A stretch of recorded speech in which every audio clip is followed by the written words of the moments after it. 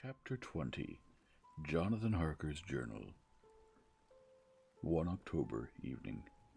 I found Thomas Snelling in his house at Bethnal Green, but unhappily he was not in a condition to remember anything.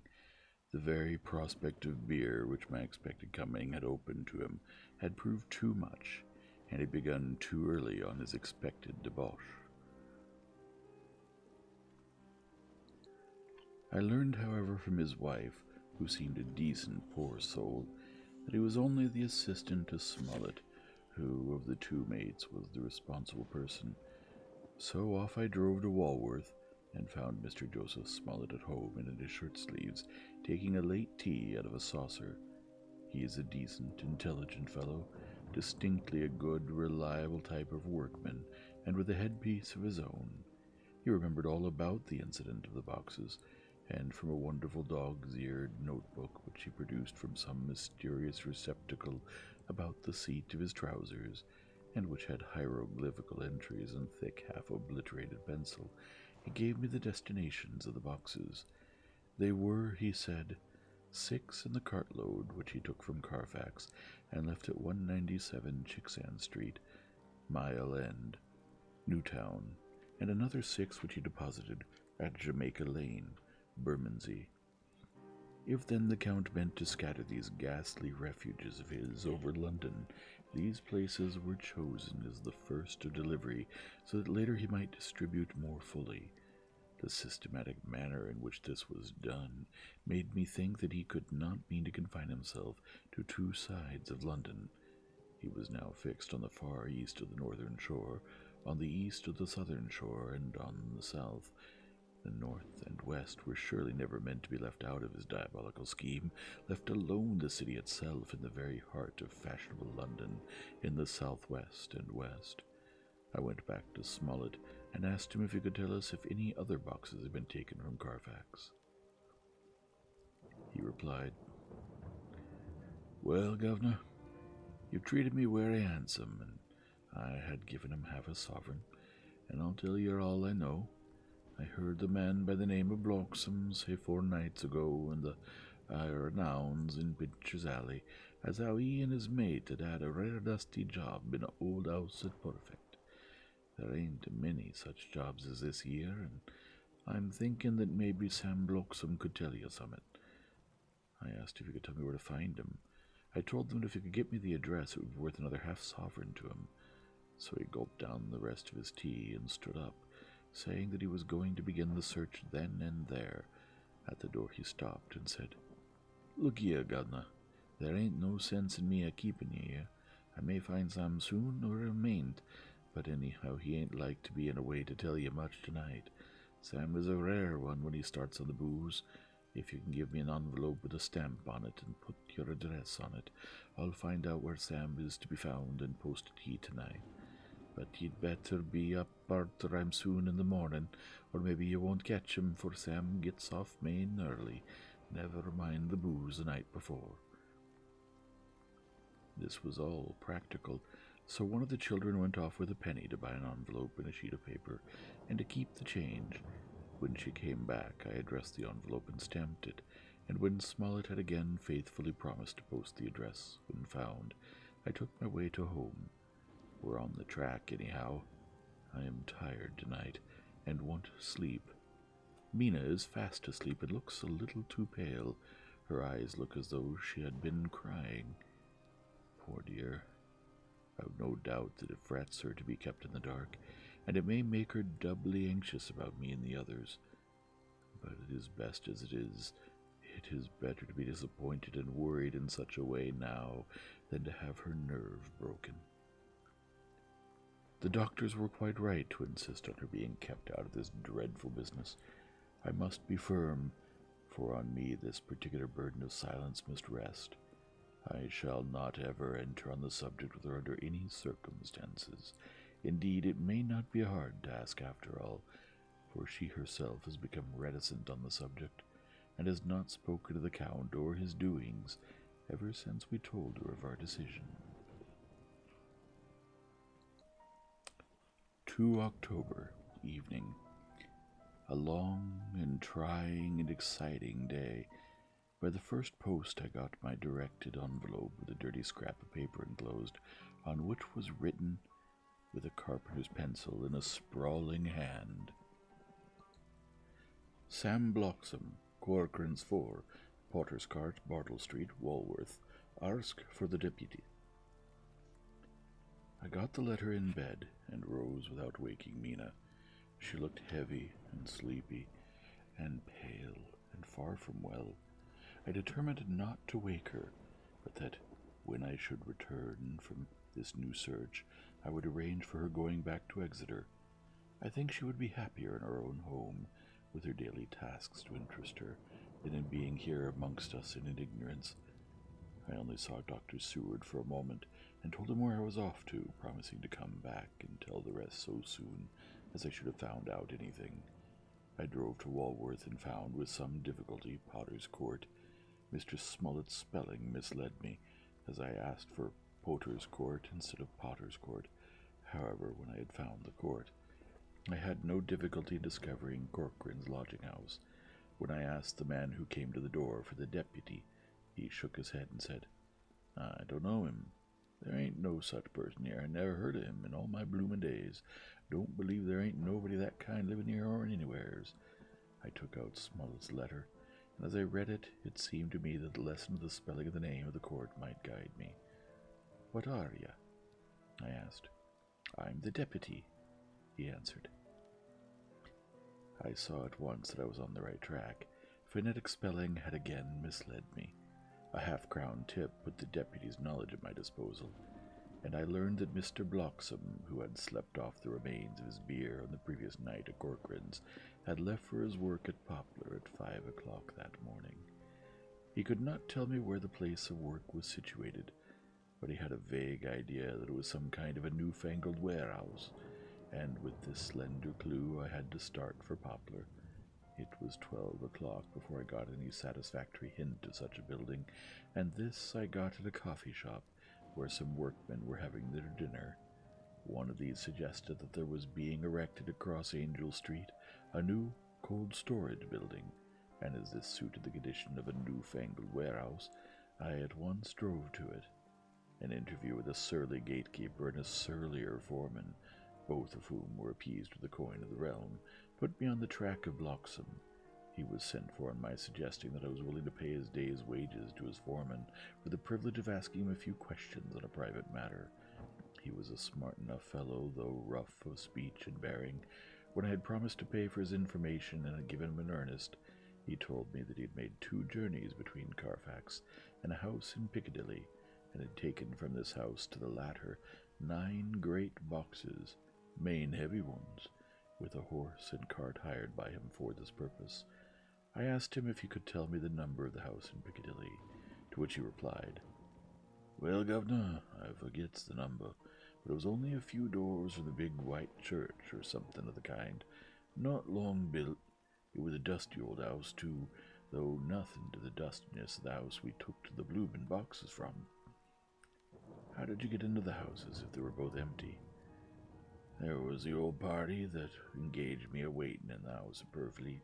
He helped me to lift the boxes and put 'em in the dray. Curse me, but he was the strongest chap I ever struck, and him an old feller with a white mustache, one that thin you would think he couldn't throw a shatter. How this phrase thrilled through me.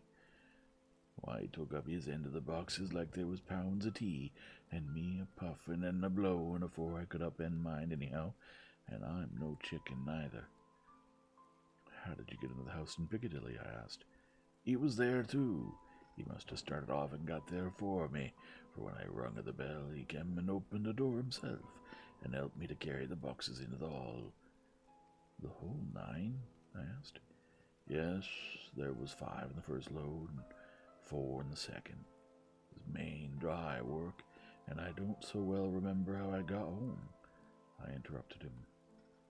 Were the boxes left in the hall?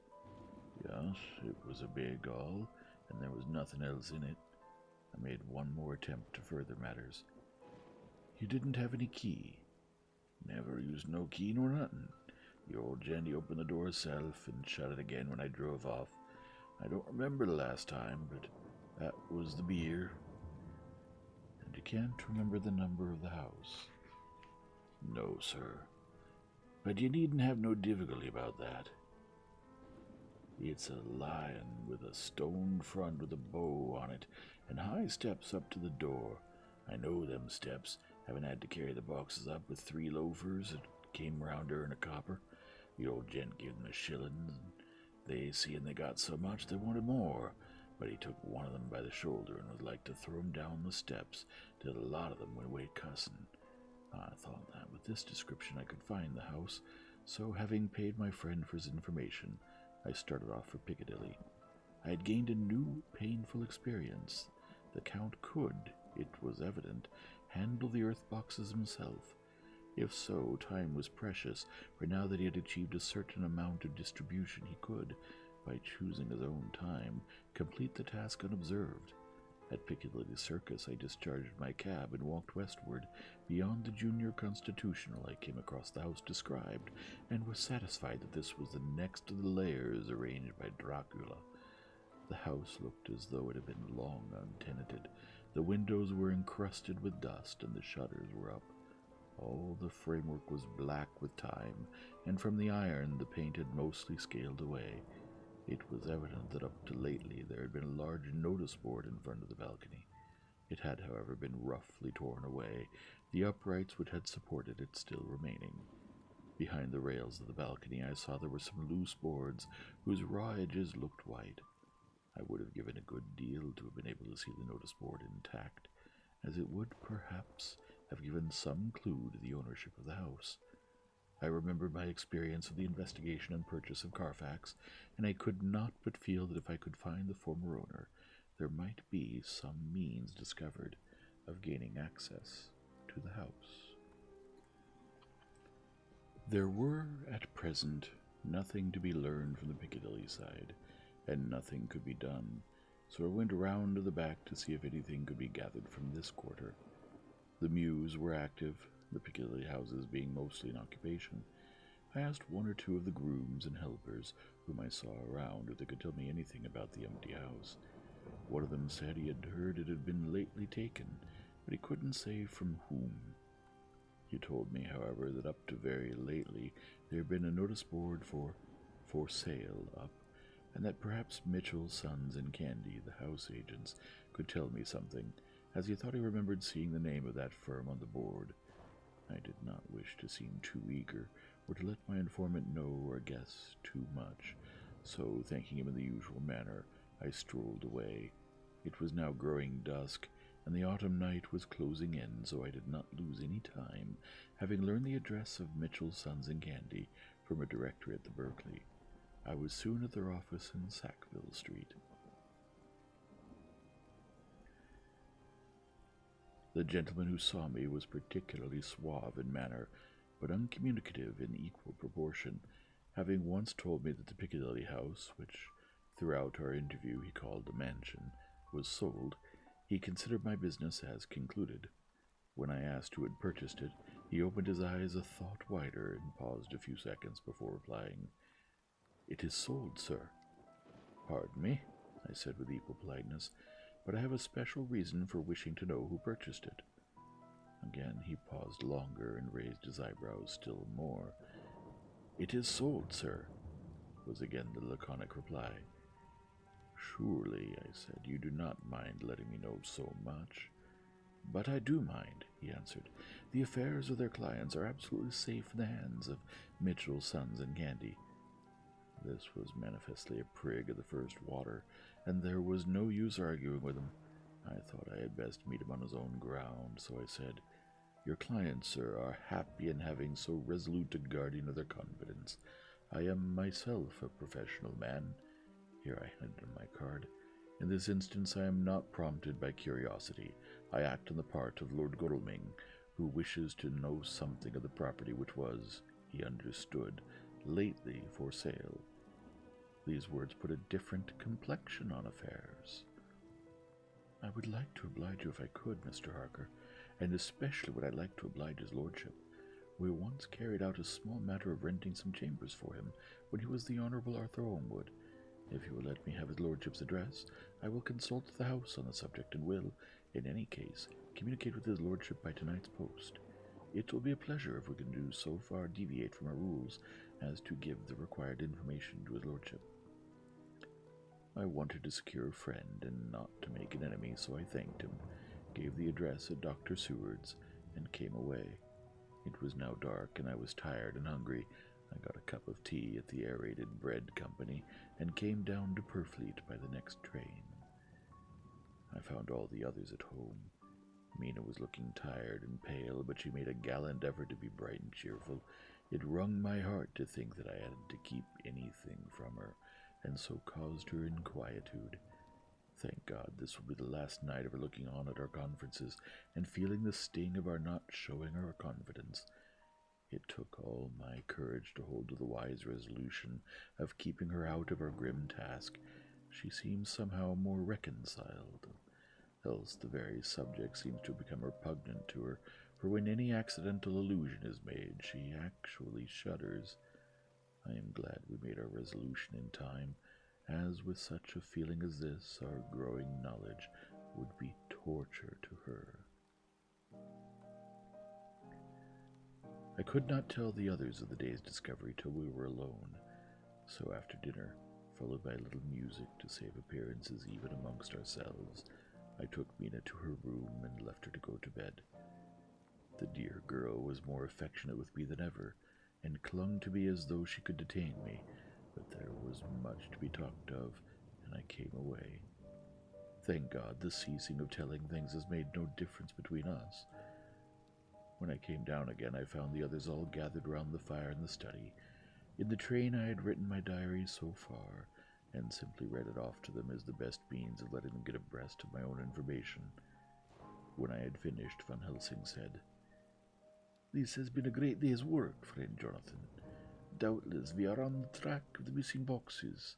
If we find them all in that house, then our work is near the end. But if there be some missing, we must search until we find them. Then shall we make our final coup, and hunt the wretch to his real death." We all sat silent a while, and all at once Mr. Morris spoke. "Say, how are we going to get into that house?" "We got into the other," answered old Guttleman quickly. "But Art, this is different. We broke house at Carfax, but we had night and a walled park to protect us.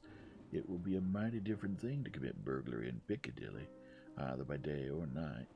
I confess I don't see how we're going to get in unless that agency duck can find us a key of some sort. Perhaps we shall know when you get his letter in the morning." Lord Godalming's brows contracted, and he stood up and walked about the room. By and by he stopped and said, turning from one to another of us, "Quincy's head is level. The burglary business is getting serious. We got off once all right, but we have now a rare job on hand, unless we can find the Count's key basket." As nothing could well be done before morning, and as it would be at least advisable to wait till Lord Godalming should hear from Mitchell's, we decided not to take any active step before breakfast time. For a good while we sat and smoked, discussed the matter in its various lights and bearings. I took the opportunity to bring this diary right up to the moment. I'm very sleepy and shall go to bed. Just a line. Mina sleeps soundly and her breathing is regular. Her forehead is puckered up into little wrinkles, as though she thinks even in her sleep.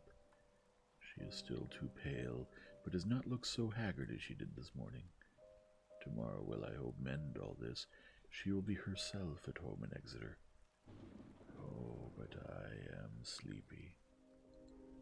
Dr. Seward's Diary, 1 October. I am puzzled afresh about Renfield. His moods change so rapidly that I find it difficult to keep touch of them, and as they always mean something more than his own well-being, they form a more than interesting study. This morning, when I went to see him after his repulse of Van Helsing, his manner was that of a man commanding destiny. He was, in fact, commanding destiny subjectively. He did not really care for any of the things of mere earth. He was in the clouds and looked down on all the weaknesses and wants of us poor mortals. I thought I would improve the occasion and learn something, so I asked him, "What about the flies these times?" He smiled on me in quite a superior sort of way, such a smile as would have become the face of Malvolio, as he answered me. "The fly, my dear sir, has one striking feature. Its wings are typical of the aerial powers of the psychic faculties. The ancients did well when they typified the soul as a butterfly." I thought I would push his analogy to its utmost logically, so I said quickly, "Oh, it's a soul you're after now, is it?" His madness foiled his reason, and a puzzled look spread over his face as, shaking his head with a decision which I had but seldom seen in him, he said, "Oh no, I want no souls. Life is all I want." Here he brightened up. "I am pretty indifferent about it at present. Life is all right. I have all I want. You must get a new patient, doctor, if you wish to study zoophagy." This puzzled me a little, so I drew him on. "Then you command life. You're a god, I suppose?" He smiled with an ineffably benign superiority. "Oh, no. Far be it from me to arrogate to myself the attributes of the deity. I am not even concerned in his especially spiritual doings. If I may state my intellectual position, I am, so far as concerns things purely terrestrial, somewhat in the position which Enoch occupied spiritually." This was a poser to me. I could not at the moment recall Enoch's appositeness, so I had to ask a simple question, though I felt that by doing so I was lowering myself in the eyes of the lunatic. "And why with Enoch?" "Because he walked with God." I could not see the analogy, but did not like to admit it, so I harked it back to what he had denied. "So you don't care about life, and you don't want souls. Why not?" I put my question quickly and somewhat sternly on purpose to disconcert him. The effort succeeded.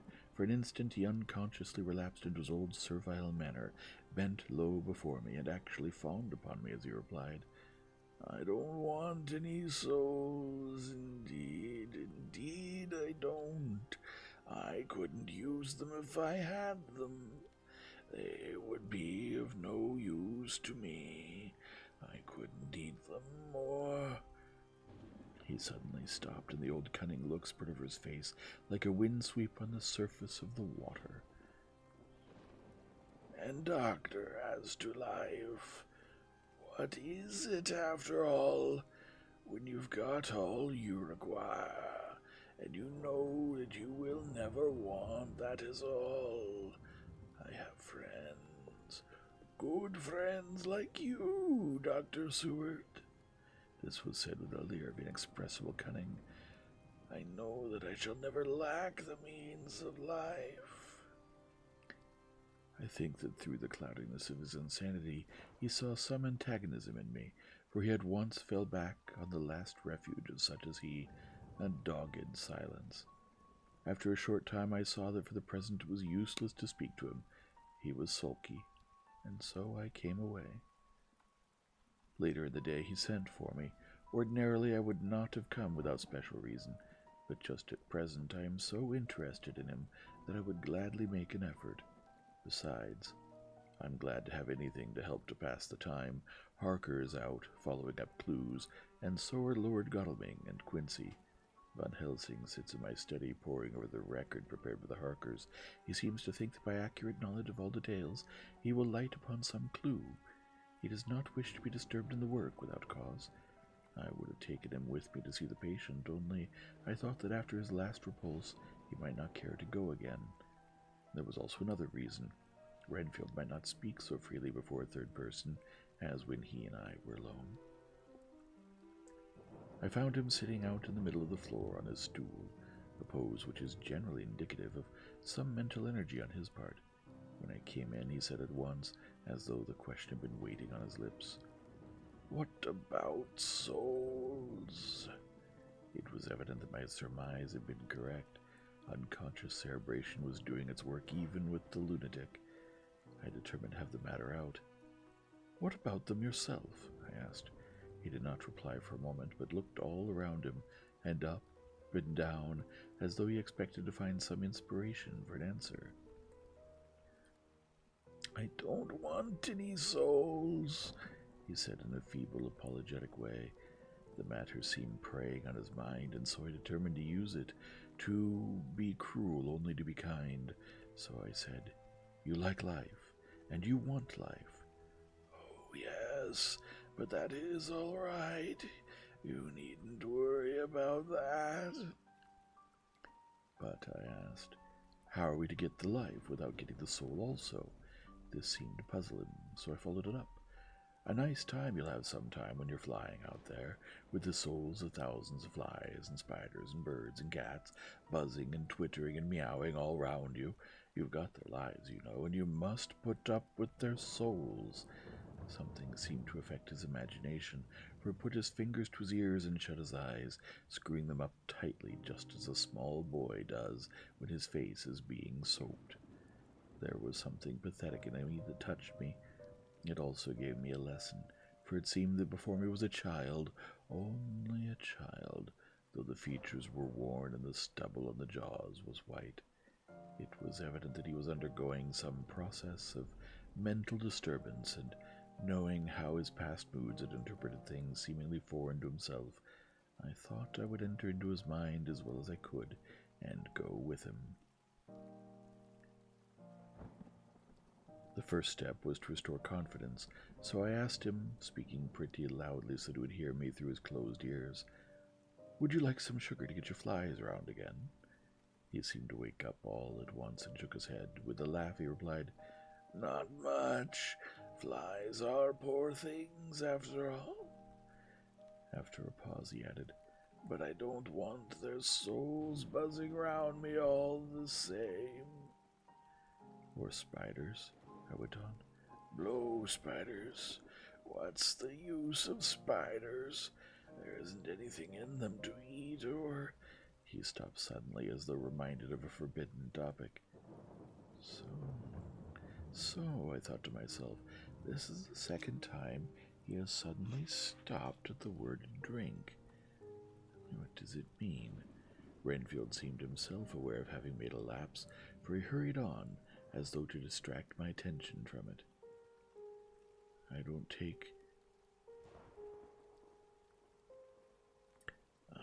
take any stock at all in such matters. Rats and mice and such small deer, as Shakespeare has it. Chicken feed in the larder, they might be called. I'm past all that sort of nonsense. You might as well ask a man to eat molecules with a pair of chopsticks as to try to interest me about the lesser carnivora when I know of what is before me. I see, I said. You want big things that you can make your teeth in. How would you like to breakfast on elephant? What ridiculous nonsense you are talking. He was getting too wide awake, so I thought I would press him hard. I wonder, I said reflectively, what an elephant's soul is like. The effect I desired was obtained, for he at once fell from his high horse and became a child again. I don't want an elephant soul, or any soul at all, he said. For a few moments he sat despondently. Suddenly he jumped to his feet with his eyes blazing and all the signs of intense cerebral excitement. To hell with you and your souls, he shouted.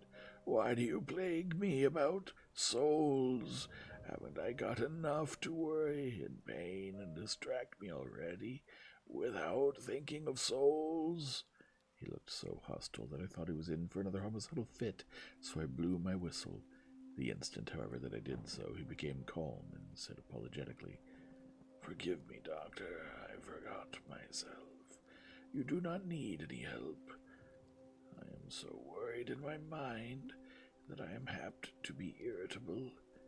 If you only knew the problem I have to face, and that I am working out, you would pity and tolerate and pardon me. Pray do not put me in a strait waistcoat. I want to think, and cannot think freely when my body is confined.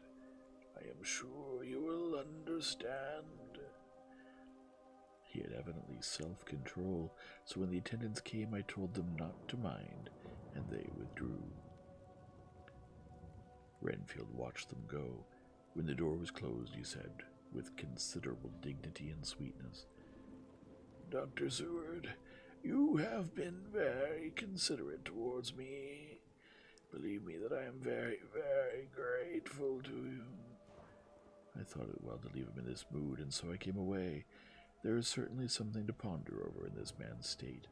Several points seem to make what the American Interview calls a story, if one could only get them in proper order.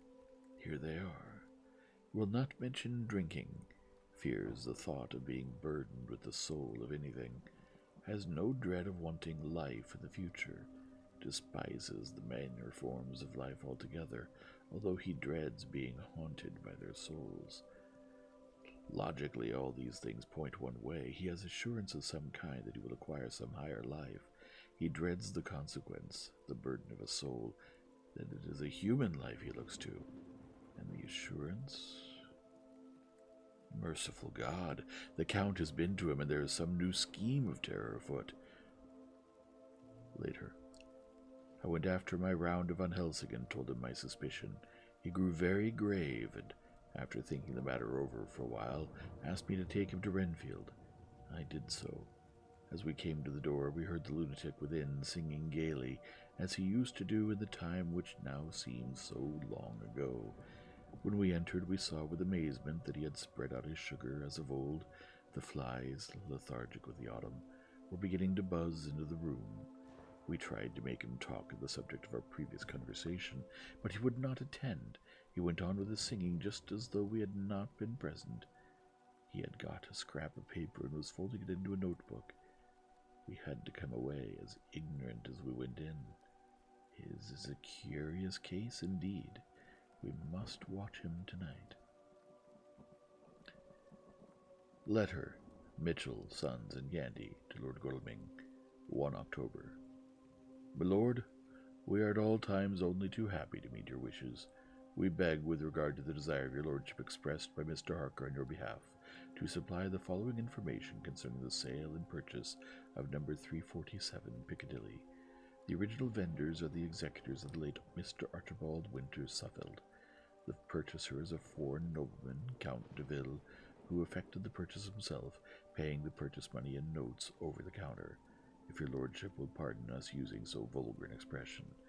Beyond this, we know nothing whatever of him.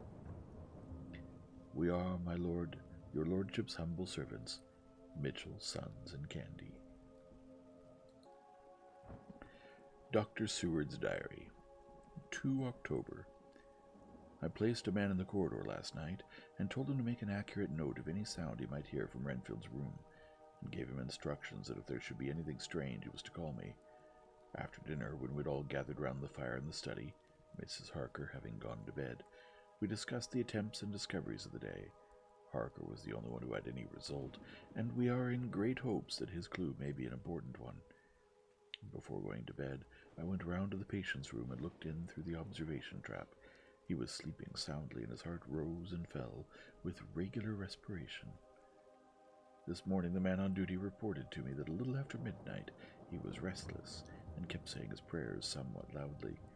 I asked him if that was all. He replied that it was all he heard. There was something about his manner so suspicious that I asked him point blank if he had been asleep. He denied sleep, but admitted to having dozed for a while. It is too bad that men cannot be trusted unless they are watched. Today Harker is out following up his clue, and Art and Quincy are looking after horses. Godalming thinks it will be well to have horses always in readiness, for when we get the information which we seek, there will be no time to lose. We must sterilize all the imported earth between sunrise and sunset. We shall thus catch the Count at his weakest, and without a refuge to fly to. Van Helsing is off to the British Museum, looking up some authorities on ancient medicine. The old physicians took account of things which their followers do not accept, and the professor is searching for witch and demon cures which may be useful to us later. I sometimes think we must all be mad and that we shall wake to sanity in strait waistcoats later. We have met again. We seem at last to be on the track, and our work of tomorrow may be the beginning of the end. I wonder if Renfield's quiet has anything to do with this. His moods have so followed the doings of the Count that the coming destruction of the monster may be carried to him in some subtle way. If we could only get some hint as to what passed in his mind between the time of my argument with him today and his resumption of fly-catching, it might be able to afford us a valuable clue. He is now seemingly quiet for a spell. Is he? That wild yell seemed to have come from his room. The attendant came bursting into my room and told me that Renfield had somehow met with some accident. He had heard him yell, and when he went to him, found him lying on his face on the floor, all covered with blood. I must go at once. End of chapter 20.